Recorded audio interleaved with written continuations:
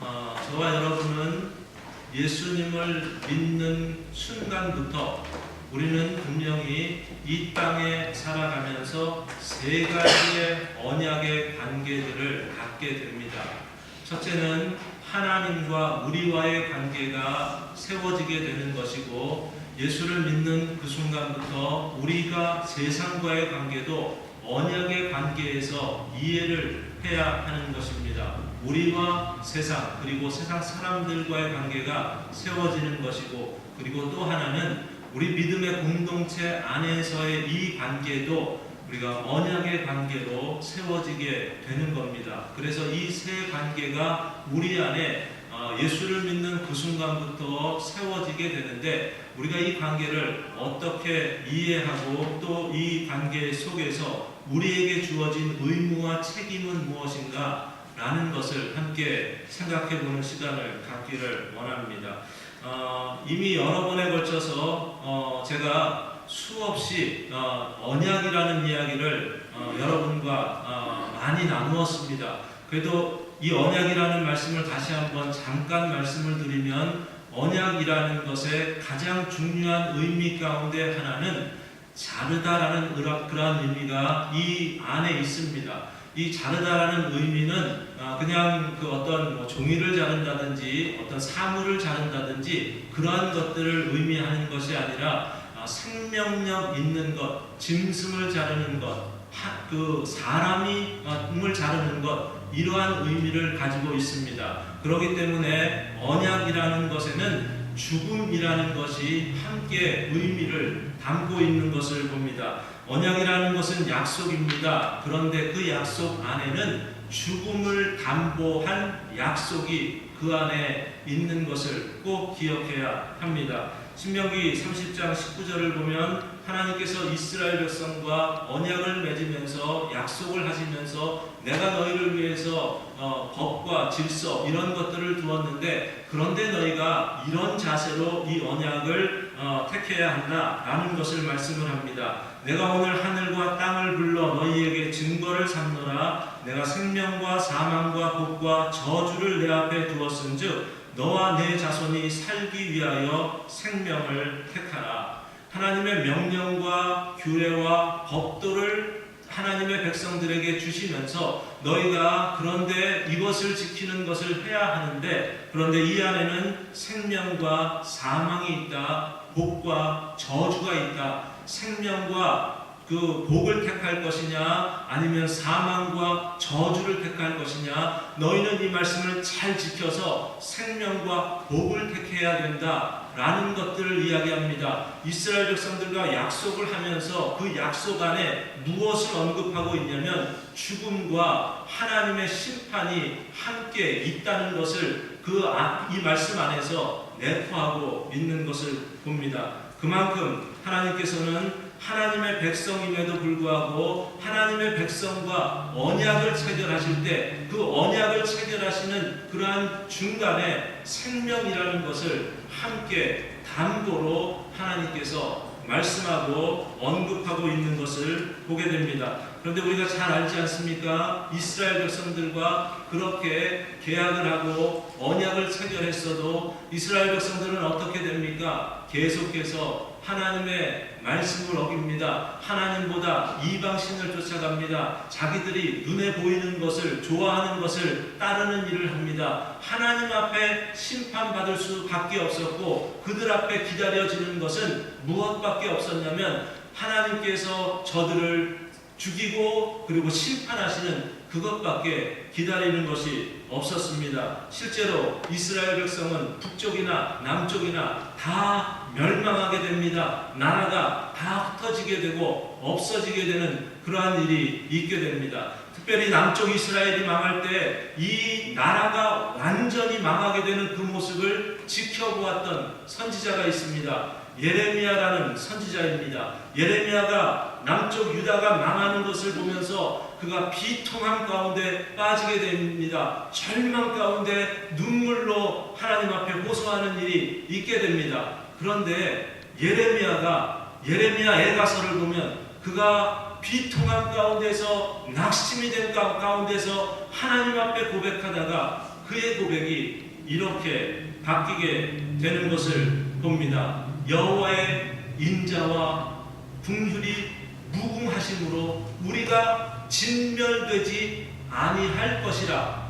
이것이 아침마다 새로우니 주의 성실이 크도소이다. 이런 말씀을 합니다. 분명히 망해가는 이스라엘 백성, 왕과 신하는 바벨론에 포로되어 가는 그 모습을 보고 이스라엘 백성들은 칼과 창에 의해서 완전히 바벨론 사람들의 등에 의해서 죽어가는 그 모습을 보면서 그가 무슨 고백을 하냐면 하나님의 자비와 긍휼이 무궁하시다 라는 이야기를 합니다. 우리가 진멸되지 않을 것이다 라는 이야기를 합니다.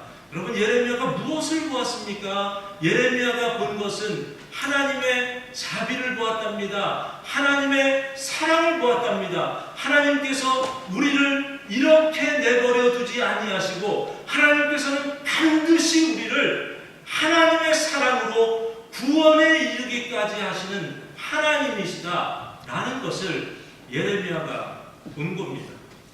여기서 이야기하는 예레미야가 언급한 자비라는 단어가 언약이라는 단어와 너무나 연관성이 있는 단어인 것을 기억해야 합니다.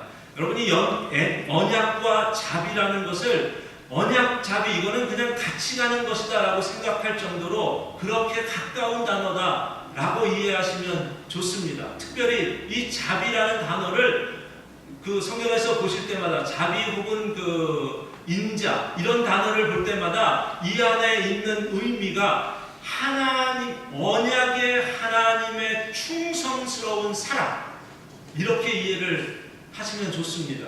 언약의 하나님의 충성스러운 사랑, 같이 한번 할까요? 언약의 하나님의 충성스러운 사랑, 이게 인자고 자비입니다. 이 단어가 그 히브리어 단어로는 헤세드라는 단어를 가지고 있습니다. 하나님께서 우리를 진멸하지 않는 근거가 어디에 있냐면 언약의 하나님이 심지어 그 언약 가운데는 생명이 죽임을 당해서 망해지는 일들이 있는데 그럼에도 불구하고 언약의 하나님이 충성스럽게 우리를 사랑하신다. 이거를 누가 보았냐면 바로 오늘 말씀에 예레미야 선지자가 죽어가는 망해가는 이스라엘 백성을 보면서 보았다는 말입니다. 그렇기 때문에 하나님과 우리와의 언약은 이러한 언약입니다. 하나님께서는 반드시 우리를 구원과 생명으로 이끌어 가시는 하나님이시라는 사실입니다. 그리고 두 번째로 생각해야 할 것은 우리가 이 세상 사람들과 맺게 되는 언약입니다. 그런데 사실 제가 이야기하는 여기에는 좀 문제가 있어 보입니다. 왜냐하면 저와 여러분은 언약이라는 것을 알고 언약의 백성이라는 것은 특별히 하나님의 사랑함을 받은 자들이고 약속의 백성들이 갖게 되는 그러한 관계인데 이 세상과 그 언약을 맺는다는 것은 이해하기 좀 어렵습니다. 세상은 그런 것 같지 않습니다. 우리와 똑같은 이해력을 가지고 있지 않습니다. 우리가 같은 가치관도 가지고 있지 않습니다. 그럼에도 불구하고 이렇게 이해해야 합니다. 하나님은 우리를 예수 믿는 그 순간부터 세상과의 관계도 언약의 관계로 맺어 주었다. 이 관계를 그렇게 이해하기 위해서는 우리 안에 무엇이 있냐면 하나님의 자녀됨의 모습을 세상 앞에 증거해 보여야 할 의무와 책임이 우리에게 주어진 겁니다. 우리에게 있는 겁니다. 우리에게 그 책임이 있는 겁니다. 그래서 우리는 세상의 빛과 소금의 역할들을 감당해야 하는 겁니다. 창세기 26장을 보면 이삭의 이야기가 나옵니다. 이삭이 블레셋 사람들과 언약을 맺는 것에 관한 이야기가 나옵니다. 이삭이 우물을 팝니다. 아버지가 팠던 우물을 팝니다. 우물을 파니까 블레셋 사람들이 와서 이 이삭이 파는 그 우물이 탐이 나니까 이거는 우리 것이다 라고 이야기합니다. 이삭과 이삭의 종들과 그 블레셋 사람들이 싸우는 일들, 다투는 일들이 있습니다. 그런데 이러한 때에 이삭이 어떤 결정을 내리냐면 그냥 그 자리를 떠납니다. 그리고 또 다른 곳에 가서 우물을 팝니다. 또다시 블레셋 사람들이 와서 그 그들이 파놓은 우물을 또 빼앗습니다. 그러면 또다시 더 이상 그들과 싸우지 아니하고 이삭은 계속해서 다른 곳으로 옮겨서 우물을 파는 일을 합니다. 그런데 이삭이 한 것은 도망가고 떠나고 우물 파는 일을 했습니다. 그런데 계속해서 그것을 빼앗던 블레셋 사람들이 변하기 시작합니다. 그들이 이삭에 대해서 두려운 마음을 갖게 됩니다. 그래서 이삭에게 두려운 마음을 갖고 이삭을 두려워했기 때문에 이삭을 다시금 그들이 찾아서 이삭을 만나서 이삭에게 이런 이야기를 합니다. 그들이 이르되 여호와께서 너와 함께 계심을 우리가 분명히 보았으므로 우리의 사이 곧 우리와 너 사이에 맹세하여 너와 계약을 맺으리라 라고 이야기합니다. 이 계약이라는 단어가 영어 성경에서는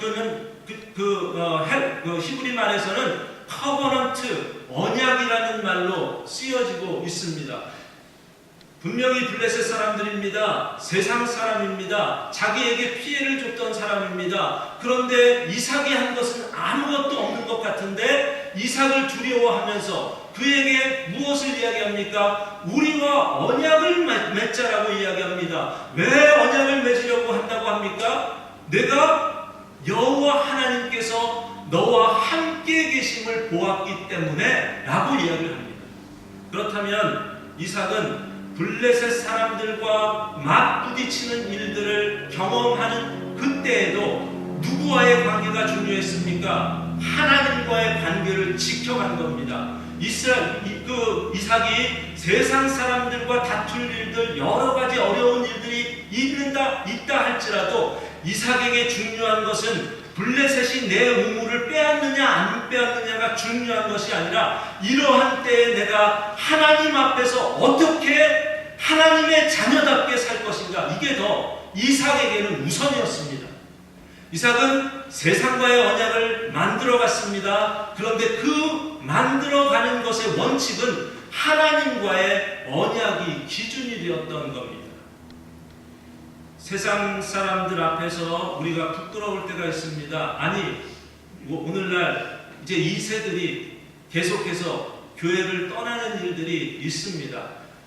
우리 이민교회만 가지고 있는 약점이 아니라 한국교회, 일본교회만 해도 이런 이야기를 들었습니다. 10년에 한 명이 한 교회에서 세례를 받는다 라는 그런 이야기도 듣습니다. 다음 세대가 믿는 자의 숫자가 너무나 급격하게 줄어드는 그러한 상황이 되었습니다.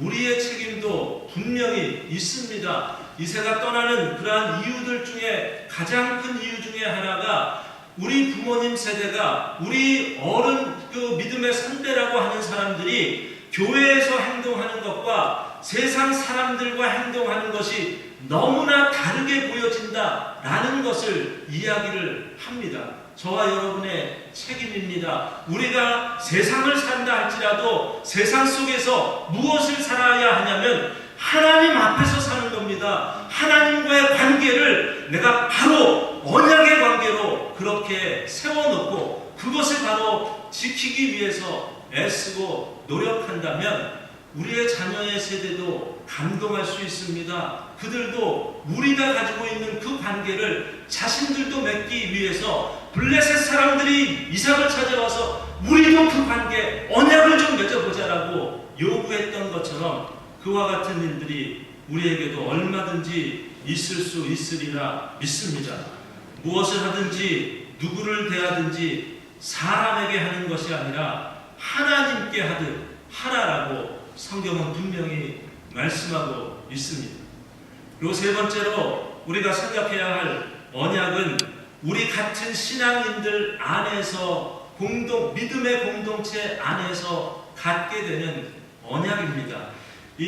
우리가 믿음의 사람들이 함께 모여있는 이 공동체를 우리가 무엇을 먼저 생각해야 되냐면 내가 선택해서 이 공동체 안에 들어왔다 라고 생각하지 마시고 이 모든 믿음의 공동체의 그 시작은 하나님으로부터 시작된 것이다 라는 것을 먼저 인정하는 것이 중요합니다. 그 중에 대표적인 것이 가족입니다. 그 중에 대표적인 것이 바로 부부 관계입니다.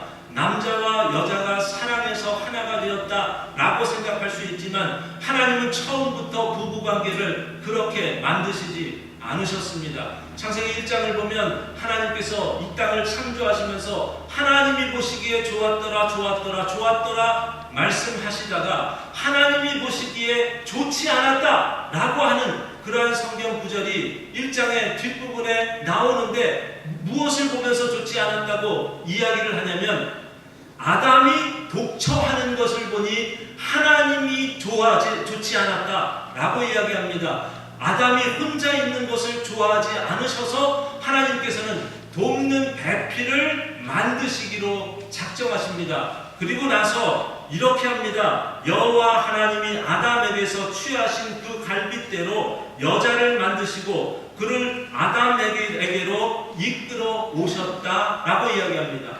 갈빗대를 취해서 아담이 잠든 사이에 갈빗대를 취해서 여자를 만드시고 여자를 아담에게로 이끌어 가셨다.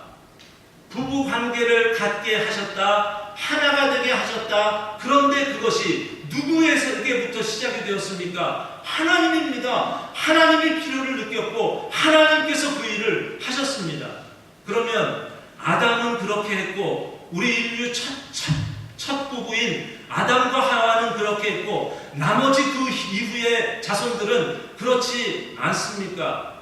마태복음 19장을 보면 바리새인들이 예수님을 찾아옵니다. 예수님께 질문을 합니다. 이혼에 관해서 질문을 합니다. 그 부부 관계에 대해서 질문을 합니다. 예수님께서 뭐라고 말씀하십니까? 하나님이 짝하여 주신 것을 사람이 나눌 수 없다라고 말씀합니다. 예수님이 그냥 나누지 말라라고 말하지 않고 무엇을 근거해서 말씀을 하십니까? 하나님께서 시작하신 것이다. 지금이나 과거나 변함이 없이 똑같다. 하나님이 짝지어 주신 것을 인간이 감히 자기들 마음대로 나누고 붙이고 하는 그런 일들을 해서는 안 된다라고 말씀을 합니다.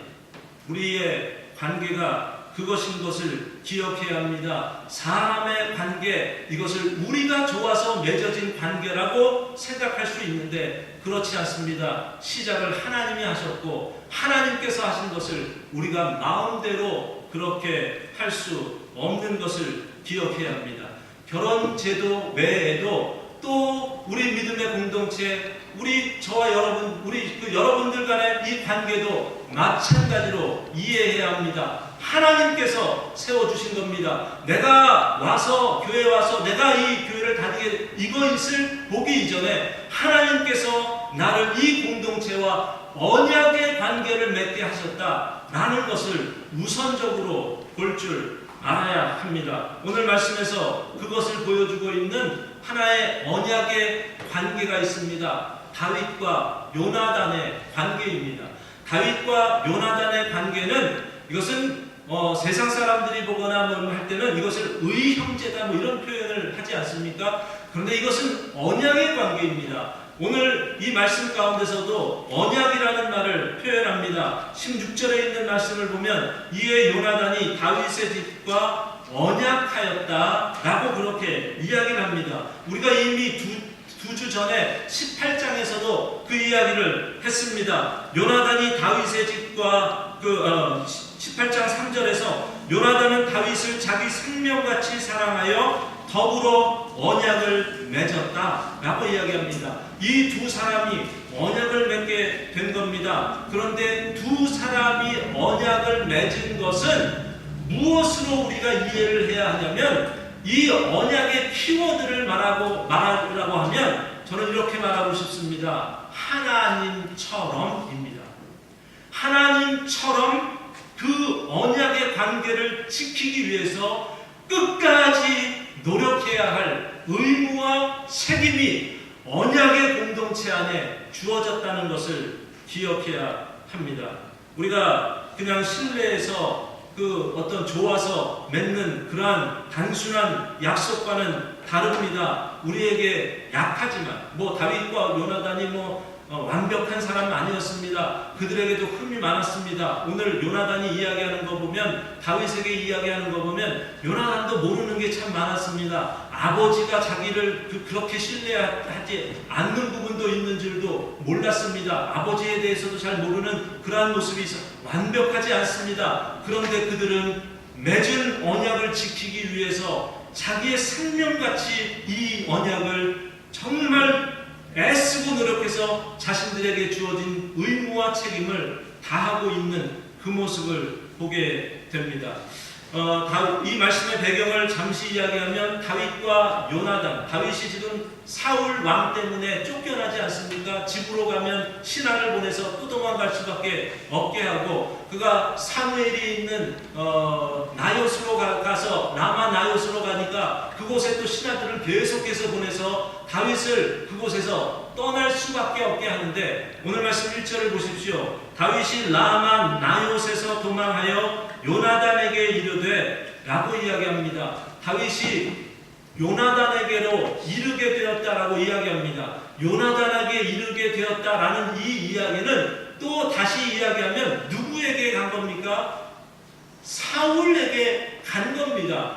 도망을 쳐서 그 사무엘이 있는 데서 안전한 곳이라고 생각한 데서 도망을 쳐서 그가 다시 도망간 곳이 어디라고 이야기하냐면 사울이 있는 기브아입니다. 그런데 여기서는 요나단에게로 갔다, 도망쳐서 요나단에게로 갔다, 그렇게 표현을 합니다. 왜 그렇습니까? 왜냐하면 다윗이 요나단에게로, 그것이 자기를 죽이려고 하는 사울한테 가는 것이라 일지언정 다윗이 요나단으로에게로 간다고 그렇게 이야기할 수 있는 근거가 어디에 있냐면 언약입니다. 이게 언약입니다. 나와 언약을 맺은 요나단에게 가면 내가 사망의 음침한 골짜기가 그곳에 있다 할지라도 이 요나단을 통해서 하나님께서 나를 보호하시고 인도하실 것이라는 믿음의 확신이 있기 때문에 그곳으로 가게 된 겁니다. 요나단은 실제로 그렇게 하지 않습니까? 다윗을 끝까지 지켜내기 위해서 자기의 생명을 다해서 다윗의 방패막이를 하게 되는 그러한 일들이 있게 됩니다. 그런데 오늘 이 말씀 가운데서 다윗이 요나단에게 이 언약을 언급하면서 한마디 요나단을 만나서 이야기하는 말이 있습니다. 8절입니다. 같이 한번 읽습니다. 그런즉 바라건대 내 종에게 인자하게 행하라. 내가 내 종에게 여호와 앞에서 너와 맹약하게 하였음이니라. 그러나 내게 죄악이 있으면 내가 친히 나를 죽이라. 나를 내 아버지에게로 데려갈 이유가 무엇이냐 하니라. 여기서 맹약이라는 단어가 나옵니다. 이 맹약이라는 단어를 왜 한국말에서는 맹약이라고 그렇게 번역을 했는지 모르겠습니다. 이게 그냥 커버넌트입니다. 그냥 언약이라는 단어입니다. 영어 성경 제가 13군데를 그 번역을 보았는데 13군데 번역 중에 12개가 커버넌트, 언약이라고 그렇게 번역을 하고 있습니다. 언약입니다. 다윗이 지금 언약을 언급을 하면서 우리가 언약을 맺지 않았느냐 라는 것을 이야기를 하면서, 그리고 또 한 가지 중요한 단어를 이 안에서 언급하고 있습니다. 어느 단어일 것 같습니까? 그런즉 바라건대 내 종에게 인자하게 행하라 라고 이야기합니다. 인자라는 것이 바로 아까 이야기한 헤세드라는 겁니다. 너 생명을 다해서 언약의 하나님이 충성스럽게 우리를 사랑하듯이 그것 가지고 나를 대해줘라 라고 이야기를 합니다. 헤세드라는 이 단어는, 인자라는 이 단어는 그냥 하나님에게밖에 쓰일 수 없는 그러한 단어인 것처럼 보입니다. 그런데 그 단어를 다윗이 누구에게 요구하고 있냐면 요나단에게 요구하고 있습니다. 그래서 제가 처음에 말씀드렸습니다. 우리 간의 관계, 믿음의 공동체 안에서 언약을 맺는 것을 할 때에는 무엇처럼?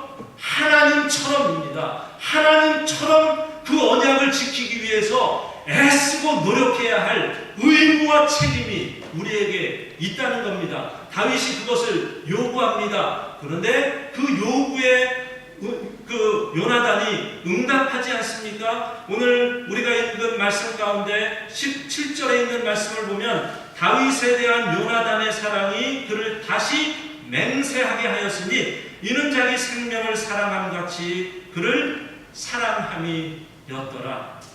그만큼 끝까지 놓지 않고 요나단이 다윗을 사랑하는 그 모습, 헷세드의 인자한 모습을 가지고 다윗에게 그렇게 나아갔던, 대했던 것을 보게 됩니다. 그렇다면 요나단만 그랬습니까? 다윗은 아닙니까? 다윗은 그냥 요나단에게 요구하고 일방적으로 우리 하나님께 요구하고 그리고 인간은 아무것도 안 해도 되는 겁니까? 다윗은 아무것도 안 합니까? 다윗에게 요나단이 요구합니다. 다윗에게 똑같이 요나단도 그러한 요구를 하는 말씀이 오늘 말씀에 기록되어 있습니다. 14절과 15절입니다. 같이 한번 읽습니다. 너는 내가 사는 날 동안에 여호와의 인자하심을 내게 베풀어서 나를 죽지 않게 할 뿐 아니라 여호와께서 너 다윗의 대적들을 지면에서 다 끊어 버리신 때에도 너는 내 인자함을 내 집에서 영원히 끊어 버리지 말라 하고 이에 요나단이 다윗의 집과 언약하기를 이라고 이야기합니다. 언약을 맺었습니다. 다시 언약을 맺었습니다. 그런데 그 언약 가운데 요나단이 다윗에게 요구를 합니다. 너도 나처럼 인자함의 책임이 있다라는 것을 이야기를 합니다. 너도 끝까지 나와 약속한 것을 지키기 위해서 애쓰고 노력해야 한다라는 것을 생명을 다해서 감당하기를 요구합니다. 오늘 말씀에는 나와 있지 않지만 이 다윗이 얼마나 이 언약을 지키기 위해서 그가 평생을 노력하는지 모릅니다. 요나단이 죽습니다. 그리고 다윗이 왕이 되게 됩니다. 다윗이 왕이 된 다음에 그가 했던 것 중에 중요한 그의 그 행사 가운데 하나가 무엇이었냐면 요나단의 가문에 누군가가 자손이 있나 알아보는 것이었습니다. 그러다가 그에게 아들이 있는 것을 발견합니다. 어렸을 때 그 장애를 앓게 된 한 아들을 발견하는데 무비보셋이라는 아들을 발견합니다. 그 무비보셋을 자기에게로 오게 합니다. 그리고 그 무비보셋이 자기 앞에 왔을 때 무비보셋에게 다윗이 이런 이야기를 합니다. 다윗이 그에게 이르되 무서워하지 말라. 내가 반드시 내 아버지 요나단으로 말미암아 내게 은총을 베풀리라. 내가 내 할아버지 사울의 모든 밭을 다 내게 도로 주겠고 또 너는 항상 내 상에서 떡을 먹을지니라.